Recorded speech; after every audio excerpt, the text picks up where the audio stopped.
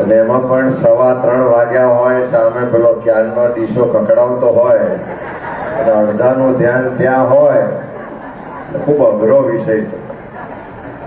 પણ આજે આનંદ એ વાતનો છે, અભિનંદન આપીશું શહેર કોંગ્રેસ સમિતિના મિત્રોને, યુથ કોંગ્રેસના મિત્રોને, તમામ આખા સંગઠનને કે જેમણે જનાક્રોશ યાત્રાનો ખાલી નવસારીમાં પ્રવેશ કરતા ધૂમધામથી સ્વાગત કર્યું એવું નહીં, પણ નવસારીની એક એક ગલીઓ પર, એક એક રસ્તા પર કોંગ્રેસના સંદેશ સાથે આખા શહેરના લોકોની વચ્ચે જવાનું ખૂબ સુંદર આયોજન કર્યું બદલ બધાને ખૂબ ખૂબ અભિનંદન.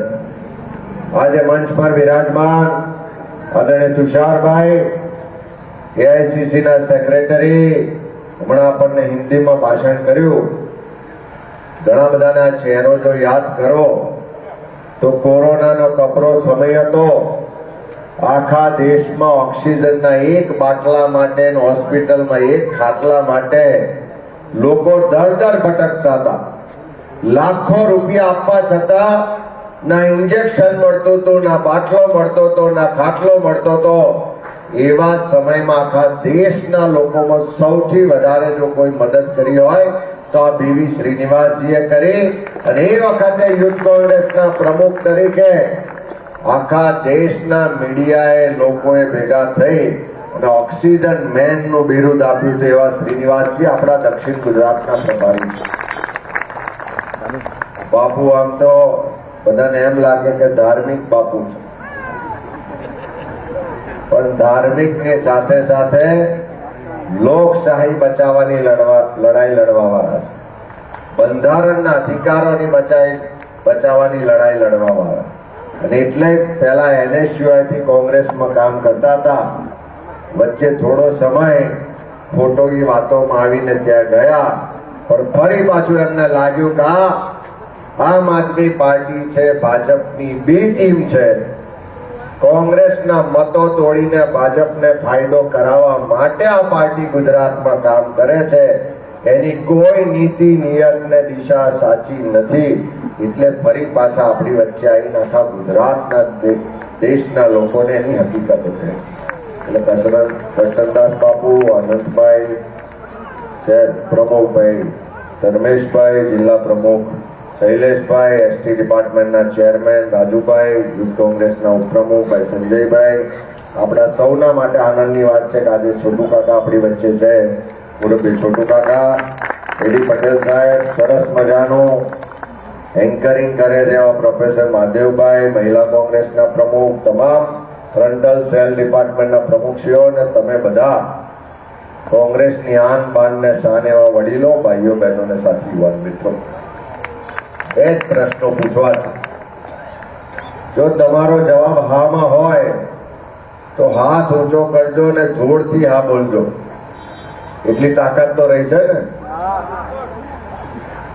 મોંઘવારી વધી છે, બધા પાછળ વાળા,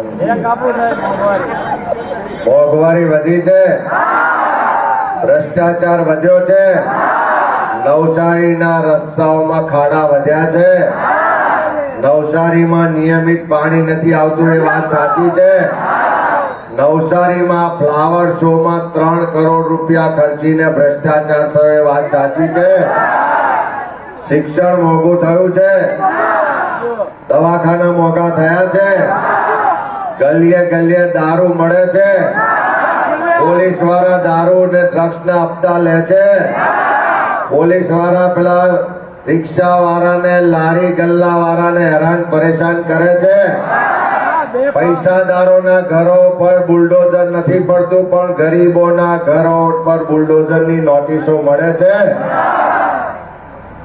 હા, ખાલી નવસારીનો એટલો અવાજ નથી.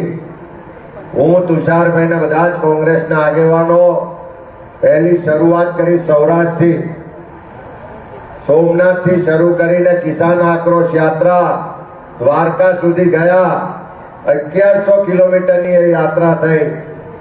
ત્યાર પછી ઉત્તર ગુજરાતમાં બનાસકાંઠાથી શરૂઆત કરી, ભીમાથી, અને બેચરાજી મહેસાણામાં સમાપન કર્યું. ઉત્તર ગુજરાતની યાત્રા 150 કિલોમીટરની યાત્રા થઈ.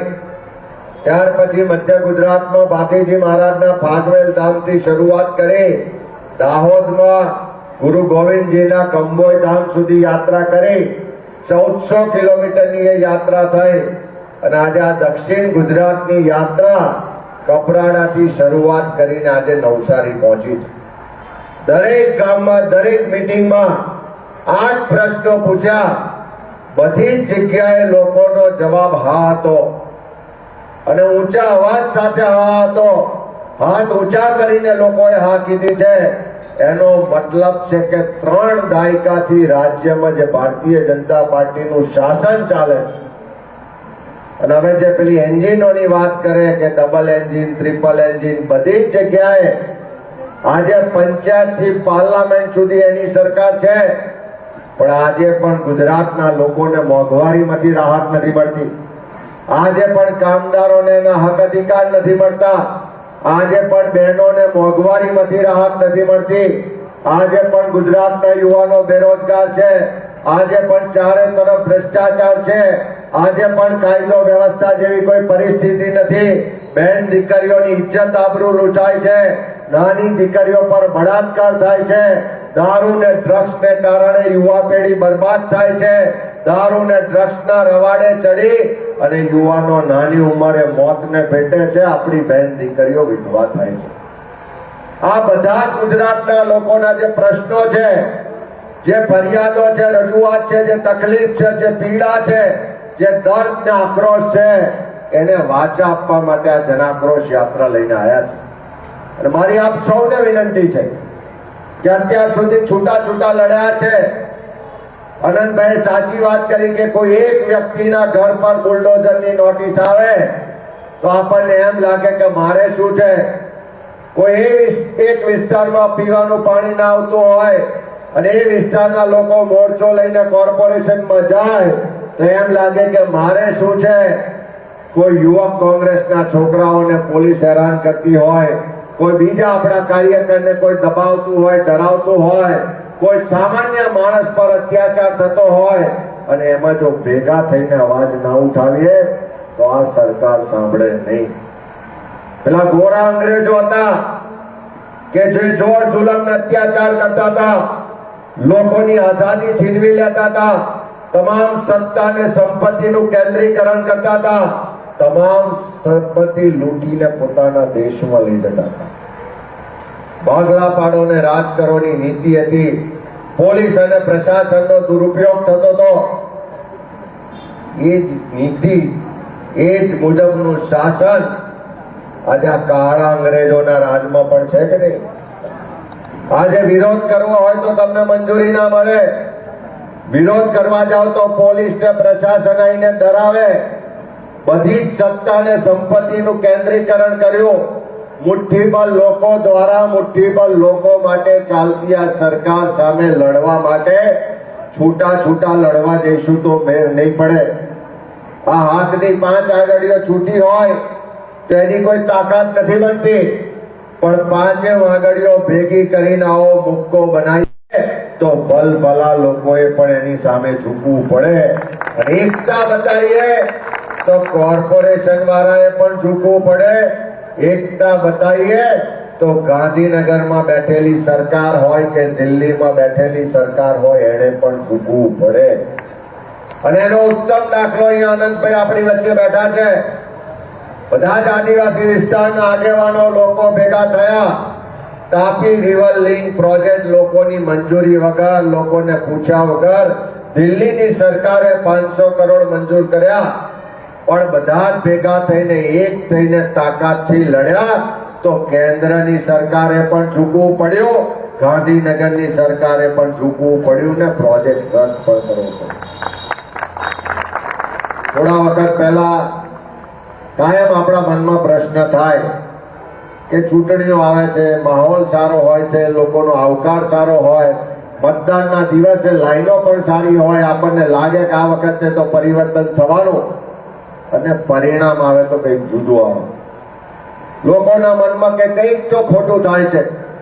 પણ આપણા નેતા રાહુલ ગાંધીજીએ આખા દેશ ને દુનિયાના લોકોના મનમાં જે પ્રશ્ન હતો કે આ ચૂંટણીમાં કંઈક તો ખોટું થાય છે. એ પ્રશ્નોનો જવાબ જ્યારે વોટ ચોરીનું આખું કૌભાંડ ખુલ્લું પાડ્યું ત્યારે આખા દેશ ને દુનિયાના લોકોને ખબર પડી. રાહુલજી આખા દેશમાં કેવી રીતે વોટ ચોરી થાય છે એ આખા કૌભાંડને ખુલ્લું પાડ્યું. ત્યાર પછી અમે પ્રદેશ કોંગ્રેસ સમિતિમાં ઓગસ્ટ મહિનામાં પ્રેસ કોન્ફરન્સ કરી હતી. કોઈને યાદ હોય તો એ વખતે આ નવસારી લોકસભા બેઠક જ્યારે એ વખતના ભારતીય જનતા પાર્ટીના ગુજરાતના પ્રદેશ પ્રમુખ અને આજે કેન્દ્રના મંત્રી CR પાટીલનો મત વિસ્તાર, એ વખતે પુરાવા સાથે, આધાર સાથે, હકીકતો સાથે આખી દુનિયાને બતાવ્યું કે એક નવસારી લોકસભા બેઠકમાં 84 વિધાનસભામાં ખાલી 2,40,000 મતદારો ની મતદાર યાદી ચકાસી તો એમાં 12% મતો ખોટા હોવાનું સાબિત થયું. આજે પણ સોશિયલ મીડિયામાં બધી જગ્યાએ પુરાવા છે. એ દિવસે કીધું હતું કે આ એક વિધાનસભામાં જો 12% રેશિયોથી ખોટા મતદારો હોય તો આખા ગુજરાતમાં તપાસ કરાઈશું તો 62 લાખ કરતા વધારે મતદારો ખોટા હશે. એ વખતે આજ ભાજપના નેતા એમ કહેતા હતા કે આ કોંગ્રેસ વાળા તો ખોટી વાત કરે છે. હમણાં SIR ની પ્રક્રિયા થઈ, આ ચૂંટણી પંચે સ્વીકારવું પડ્યું કે જૂની મતદાર યાદીમાં 72 લાખ લોકો ખોટા હતા અને 72 લાખ લોકોના નામો રદ થયા. પણ હદ તો ત્યારે થાય છે કે જ્યારે ડ્રાફ્ટ યાદી બહાર પડી અને એની સામે વાંધાનો સમય હતો ત્યારે આજ ભારતીય જનતા પાર્ટીના કમલમના કાર્યાલયમાં બેસી અને કોમ્પ્યુટરાઇઝ સોફ્ટવેરના માધ્યમથી ફોર્મો પ્રિન્ટ થાય. ચોક્કસ સમાજને, ચોક્કસ ધર્મના લોકોને, ચોક્કસ વિસ્તારના લોકોને ટાર્ગેટ કરી અને એની સામે ફોર્મ નંબર 7 ભરવામાં આવે.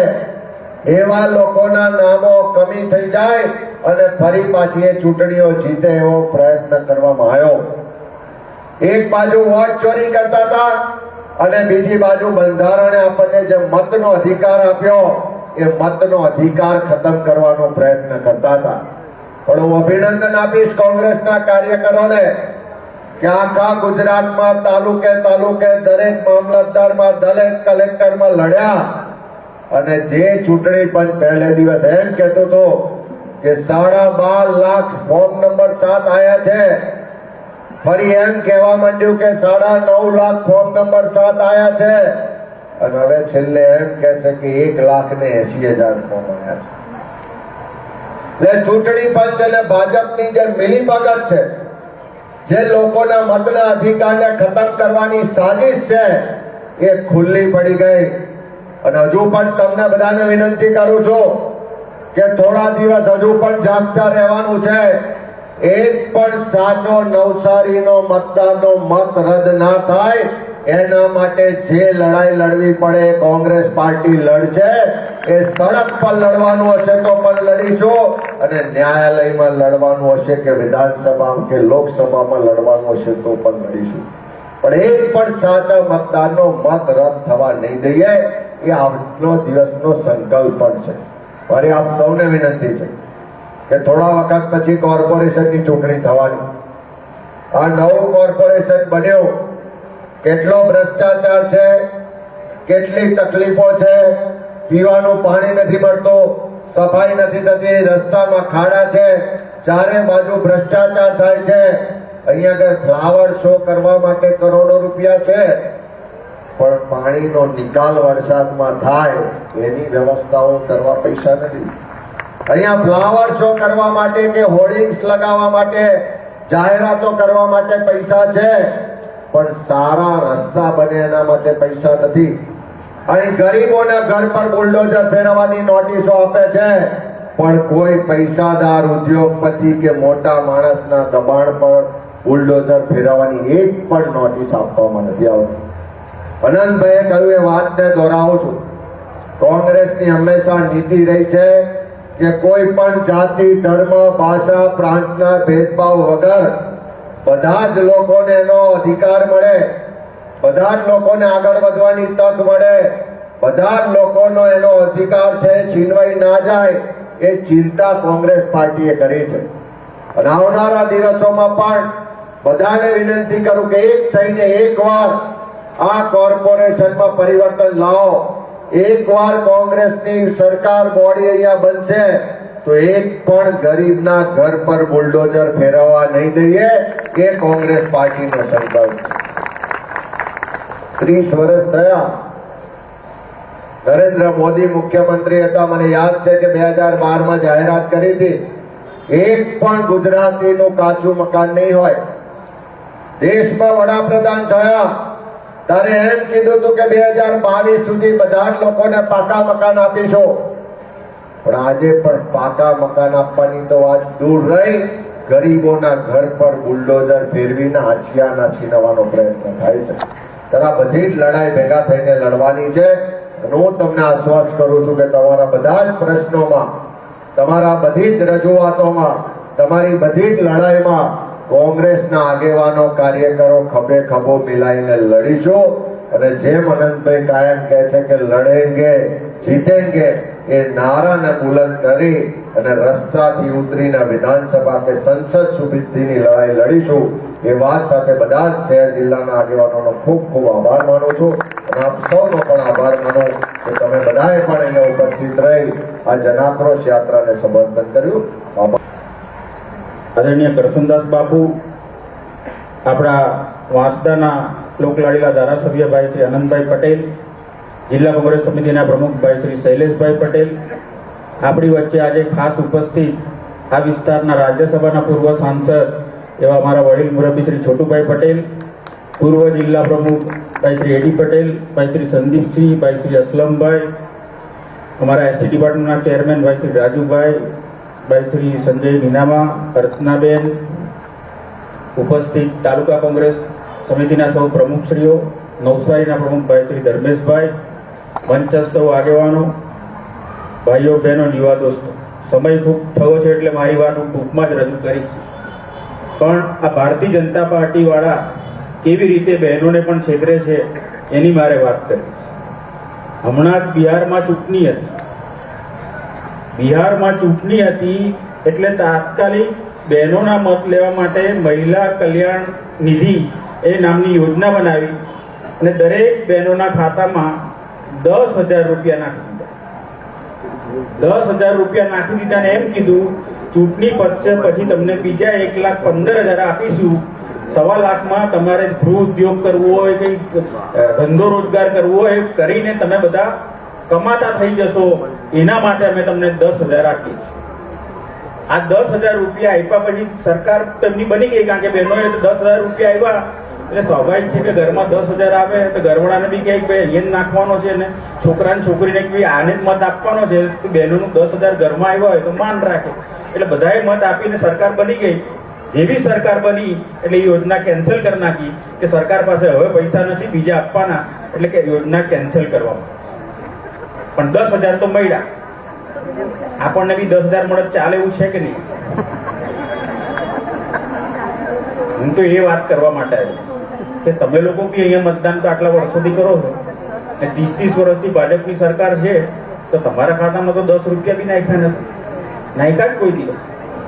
તો હમણાં નગરપાલિકાની ચૂંટણી આવવાની છે, તમારી મહાનગરપાલિકાની, તાલુકા પંચાયતની બી ચૂંટણી આવવાની છે, જિલ્લા પંચાયતની બી ચૂંટણી આવવાની છે ને ભાજપ વાળા તમારી પાસે મત લેવા બી આવવાના છે. તો ભાજપ વાળા મત લેવા આવે તો એને કહેજો કે પહેલા 10,000 નો હિસાબ પૂરો કર, કાં મને પેટીએમ કર, કાં મને ગૂગલ પે કર, કાં મને ખાતામાં નાખ, કાં હાથમાં રોકડા, પછી મતની વાત કરજે. કેશો આવું તમારે કહેવું પડશે. આવું તમારે કહેવું પડશે નહીં તો જે રીતે બિહારની બહેનો છેતરાય એમ તમને બી ભાજપ વાળા છેતરી જશે. આ વાત કરવા માટે હું તો નવસારી આવ્યો છું, કારણ કે 50% મતો તમારા છે અને તમને કોઈ આસાનીથી છેતરી જાય તો છેતરાતા નહીં. હિસાબ આ વખતે પૂરો કરી નાખજો, કારણ કે આ ભાજપ છેતરવા સિવાય કોઈ કામ કરતું નથી. 2014માં અમે દિલ્હીમાં હતા, સંસદ સભ્ય હતા, દિલ્હીમાં અમારી સરકાર હતી. અમારી સરકારે મફત શિક્ષણનો કાયદો કર્યો, ગરીબમાં ગરીબ માણસ રાત્રે ભૂખ્યો નહીં ઊંઘે એના માટે 5 કિલો અનાજ આપવાનો કાયદો કર્યો, ઉજ્જવલા યોજના નામે ગેસનો 350 બાટલો આપતા હતા. આ બધું જ અમે કરતા હતા. પણ આપણા સાહેબ વડાપ્રધાન બનવા નીકળ્યા એટલે તમને શું કીધું? આ બધું નાની વાત તો કરે જ નહીં સાહેબ. એને તો એમ જ કીધું કે વિદેશથી હું કાળું નાણું લઈ આવીશ ને 15 લાખ તમારા ખાતામાં નાખી દઈશ. કીધું તું કે નથી? દર વર્ષે 2 કરોડ લોકોને હું નોકરી આપીશ, હું ખેડૂતની આવક બમણી કરી દઈશ. ને પાછું સૂત્ર શું લાવેલા? બહુત હુઈ મહેંગાઈ કી બાર અબ કી બાર મોદી સરકાર. આવેલું ને આવું સૂત્ર 2014. હું તો તમને એ પૂછવા આવ્યો છું કે 2014માં અમે દિલ્હીમાં સરકારમાં હતા, અમારી સરકાર 56 રૂપિયા લીટર ડીઝલ આપતી હતી. એ તમને મોંઘું લાગ્યું તો હવે 90 રૂપિયાવાળું ડીઝલ પુરાવો તો કેવું લાગે છે? અમારી સરકાર એ વખતે 72 રૂપિયા લીટર પેટ્રોલ આપતી હતી, આજે સ્કૂટીમાં 99 રૂપિયાનો બેનો પુરાવો તો કેવું લાગે છે? અમારી સરકાર વખતે ગેસનો બાટલો 350 નો હતો, આજે 1100-1200 રૂપિયા આપો છો તો કેવું લાગે છે? 2014માં સોનાનો ભાવ તોલાનો 24,000 રૂપિયા હતો, આજે ખબર છે 1.5 લાખ થઈ ગયો. 1,85,000 પહોંચીને અત્યારે ઘટ્યો તો 1.5 લાખે અટક્યો છે. કાલે પાછો 2 લાખ પહોંચે તો નવાઈ ના પામશે. પણ તમારી ત્યાં તમારા ઘરમાં કોઈના લગ્ન કર્યા હોય 2014માં ને તમારા સગા સંબંધી 5 તોલા સોનું આપી ગયા હોય, એની કંકોત્રી હમણાં આવે ને 5 કિલો પાછું આપવાનું આવે તો શું કરશો? કંકોત્રી જોઈને આ ધ્રુજવા મળશે, ઘરવાળાને એટેક આવી જશે. તો આમાંથી કઈ બહાર આવવું છે કે નથી? મોંઘવારીમાંથી કઈ છુટકારો પાડવો છે કે નથી પડવો? આપણા છોકરા છોકરીઓને સારી નોકરી મળે, પૂરા પગારવાળી મળે, રિટાયર થાય તો પેન્શન મળે, એવી નોકરીઓ કરતા જોવા છે કે નથી જોવા? તો આપણું ભવિષ્ય ઉજ્જવળ બનાવવું હોય તો પરિવર્તનમાં તમારે સહકાર આપવો પડશે. એટલે આ વખતે એની શરૂઆત તમે મહાનગરપાલિકાથી કરો, તાલુકા પંચાયતથી કરો, જિલ્લા પંચાયતથી કરો ને એ પરિવર્તન તમે લાવશો તો 2027માં ગુજરાતમાં બી પરિવર્તન આવશે અને 2029માં દિલ્હીમાં બી પરિવર્તન આવશે ને આવશે જ. તો એ દિશામાં આપણે સૌ સાથે મળીને આગળ મંચસ્થ બિરાજમાન મહાનુભાવો, આ નવસારીથી છેલ્લા 12-15 વર્ષથી પરિચિત છે. પણ આ નવસારીમાં એવું અજાયબી છે કે કશું સમજ નથી પડતી. નવસારીમાં ચોમાસામાં આવે તો અડધું નવસારી ડૂબી જાય ને? હાથ ઊંચો કરો, ડૂબી જાય ને? અને અત્યારે ઉનાળામાં આવે એટલે કોઈ પાસે પાણી નહીં હોય. પાણી નથી ને? નથી પાણી. તો એવી અજાયબી આ નવસારીમાં છે કે જ્યારે વરસાદમાં આવે ત્યારે ફૂલ પાણી ઘરમાં ભરાઈ જાય, પરંતુ જ્યારે ઉનાળાની શરૂઆત થાય એટલે પાણીની તંગી. અને આ વર્ષે તો નગરપાલિકા મહાનગરપાલિકા બનેની ખુશીમાં ફ્લાવર શો કર્યો. ખબર નહીં ફ્લાવર શો માંથી પાણી મળ્યું કે નહીં મળ્યું? મળ્યું પાણી. આ નવસારીમાં મને નવાઈ એ લાગે, મહાનગરપાલિકા બની પછી 35,000 જેટલા આદિવાસી સમાજ, મુસ્લિમ સમાજ, ઓબીસી સમાજ અને એસસી સમાજના ઘરો એક પછી તોડવાની શરૂઆત કરી દીધી છે. અત્યારે થોડા દિવસ પહેલા જ આદિવાસી સમાજે 29 તારીખે આંદોલનની તારીખ આપી અને નવસારી જિલ્લા ભાજપના પ્રમુખ, નવસારીના ધારાસભ્ય અને કમિશનર બધાને સમજાવ્યા અને એમણે પણ એક પોસ્ટ મૂકી કે આ બધી અફવા છે. પરંતુ આખા ભારતમાં ગરીબોના ઘર પર, મુસ્લિમોના ઘર પર, ઓબીસીના ઘર પર અને દલિતોના ઘર પર બુલડોઝર ચલાવવાનું કામ આ ચોર લુચ્ચી ભાજપની સરકાર કરે છે. ચેતી જજો. આજે હું આ મંચ પરથી મ્યુનિસિપલ કમિશનરને કહેવા માંગુ છું, એક પણ ઘરને જો તોડવાની કોશિશ કરી છે તો તમારી ઓફિસમાં અમે ઘર બનાવી દઈશું. આ ભારત દેશના સંવિધાન પર કાયદાથી આ દેશ ચાલે છે. આ કોઈના ગરીબોના ઝૂંપડા તોડવા માટે કે કોઈની નાની દુકાનો તોડવા માટે કે મોટા રસ્તાના બહાને બધાને ઘરબાર કરવા માટે મહાનગરપાલિકા નથી બની. આ નવસારી મહાનગરપાલિકા બની છે લોકોને સહાયતા માટે, લોકોનું સારું કામ કરવા માટે, લોકોના ઘરમાં પાણી ન ઘૂસે એના માટે, ડ્રેનેજની સારી વ્યવસ્થા થાય એના માટે અને ઉનાળામાં સારું ચોખ્ખું પીવાનું પાણી મળે એના માટે આ મહાનગરપાલિકા બની છે. મને નવાઈ લાગે કે 13 નંબરનો વોર્ડ કે જેમાં તમારા ધારાસભ્ય રહે, 13 નંબરનો વોર્ડ કે જેમાં પૂર્વ ધારાસભ્ય, પૂર્વ મંત્રી ને અત્યારના રાજ્યપાલ મંગુભાઈ રહે, એનું ઘર ત્યાં છે, કલેક્ટરની ઓફિસ ત્યાં છે, પરંતુ તે વિસ્તારમાં પાણી નથી ને પાણી. અરે એ લોકોને કેવો કે એકવાર નવસારી નગરપાલિકાની સત્તા કોંગ્રેસને આપો, પીવાના સમયે પીવાનું પાણી મળશે અને જ્યારે પાણી ભરાઈ જાય તેને કાઢવા માટેની સુવિધા પણ આપણી બોડી, આપણી સરકાર અહીંયા કરશે. અવારનવાર નવી ઘટનાઓ એ બને, અવારનવાર બધી જ ઘટનાઓ એ બને કે કોઈ છોકરો કરંટમાં મરી જાય. અત્યારની ઘટનાની વાત કરીએ તો મુસ્લિમ સમાજના, આદિવાસી હળપતિ સમાજના નામો વાંધા અરજી ગઈ, ફોર્મ નંબર 7 ભરવામાં આવ્યું, પરંતુ કલેક્ટર એનું નામનું લિસ્ટ નથી આપતો, એમને જવાબ નથી આપતો. એના માટે પણ આવતા શુક્રવારે આંદોલનના રાહરૂપે આપણે કલેક્ટરને આવેદન પત્ર આપવા જવાનું. આ પ્રશ્ન કોઈ સમાજનો નથી, આ પ્રશ્ન મત અધિકારનો છે. બંધારણમાં આપણને કીધું છે, બાબા સાહેબ આંબેડકરે લખ્યું છે, ભારત દેશમાં જન્મનારો કોઈ પણ વ્યક્તિ ભારત દેશનો નાગરિક છે. ભારત દેશમાં જન્મનારો કોઈ પણ વ્યક્તિ 18 વર્ષ પૂરા કરે એટલે એને વોટિંગ કાર્ડ મળે, એને મતદાનનો અધિકાર છે કે નથી? બસ તો આપણે આપણા મતના અધિકાર માટે, આપણે આપણા આ દેશના નાગરિક છે એના માટે આપણે ત્યાં જવું પડશે, હલ્લા બોલ કરવો પડશે અને જે પણ ભાજપના નેતાએ, ભાજપના કાર્યકર્તાએ આપણા નામ કાઢવા માટે ફોર્મ નંબર 7 ભર્યું છે એના વિરોધમાં એફઆઈઆર કરવાની પણ આપણે તૈયારી રાખવી પડશે. કરશો ને? શુક્રવારે બધા તૈયાર આવશો ને બધા? નહીં તો આપણા મુસ્લિમ સમાજમાં અસલમભાઈ એક વાત છે કે આદિલભાઈ દાવત આપે તો બધા જાય, કોઈ છોડે નહીં છોડે ને શહીદભાઈ, પણ આદિલભાઈ ને તાર કઈ મુશ્કેલી પડે તો નહીં જાય. આદિલભાઈ ને વાંધા અરજી આપી છે આદિલભાઈ ના વિરોધમાં, પણ આનંદભાઈ કે મારી તો નથી આપી ને એટલે હું આદિલભાઈ ને બચાવવા નહીં જાઉં. અરે ભાઈ કાલે આદિલભાઈ ને પાછી દાવ.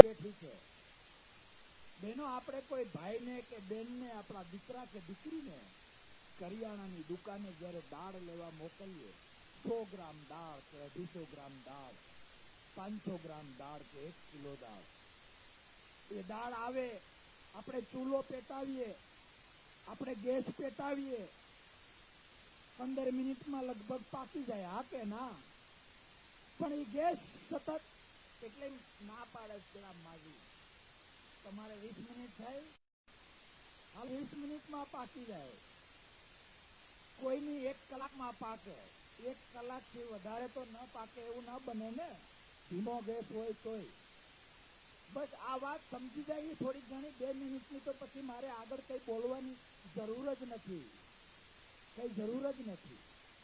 તમે જે કરિયાણાની દુકાનેથી તમારા ભાઈ, તમારી દીકરી કે તમારા દીકરાને તમે દાળ લેવા મોકલો છો, મોંઘામાં મોંઘી દાળ લાવો છો, ગેસ ચાલુ કરો છો, ચૂલો ચાલુ કરો છો, 1 મિનિટ 15 મિનિટ અડધો કલાક એ દાળ પાકતી નથી. તમે ફરીથી એ કરિયાણા વાળાને ત્યાં જાઓ છો કે ભાઈ બેન, મોંઘી દાળ લીધી હતી પણ તમારી દાળ પાકતી નથી, એટલે બીજી દાળ આપે, ફરીથી ગેસ, ફરીથી ચૂલો, ફરીથી ન પાકે.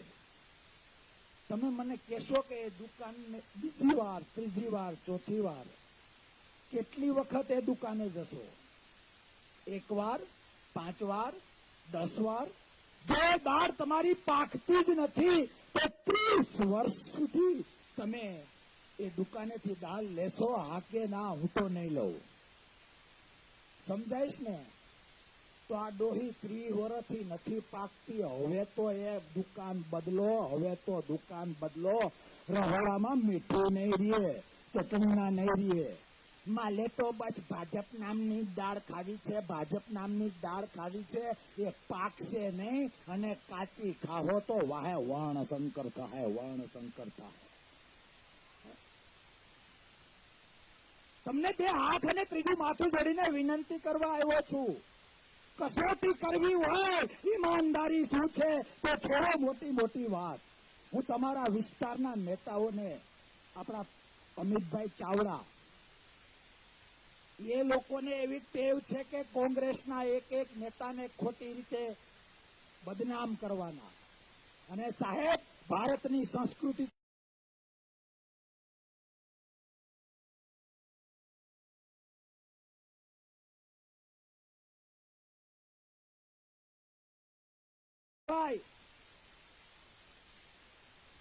તમને ખબર છે કે આજે તમને ક્યાંક ને ક્યાંક એ દાળ બદલવાની ટેવ નથી પડતી. તમે બધા અહીંયા બેઠા છો એટલે મારી વાત સમજી શકશો. તમે તાલીઓ પાડો, તમને મજા આવે એટલાથી અટકી નથી જવાનું. તમારું કામ એ છે, જે સોસાયટીમાંથી અને જે ગામડામાંથી આવો છો ને ત્યાં જઈને કહેજો કે પેલા બાપુએ હોમ દીધા છે, કરિયાણાની દુકાન બદલવાની છે, નહીં તો દાંતે ઠોકવા નહીં દે, એવું એને કહેવાનું છે.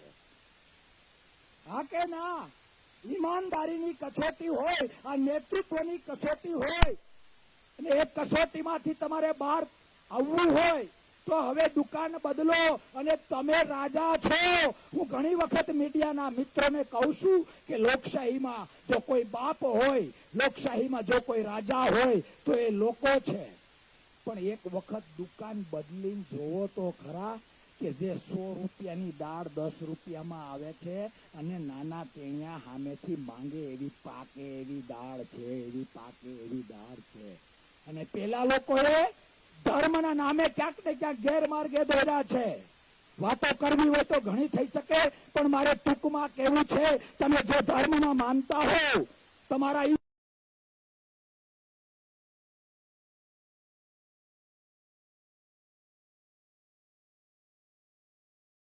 સાત્વિક રીતે કે ધર્મ શું છે? સાહેબ, ધર્મમાં વંદન હોય, ધર્મમાં દંડવત હોય, ધર્મમાં સમર્પણ હોય. પોતાના સ્વાર્થ માટે જો કોઈ ધર્મને વાપરે ને તો એનાથી મોટો કોઈ અધર્મી નથી, અધર્મી નથી, અધર્મી નથી. અને એટલા માટે બે હાથ અને ત્રીજું માથું જોડીને વિનંતી કરું છું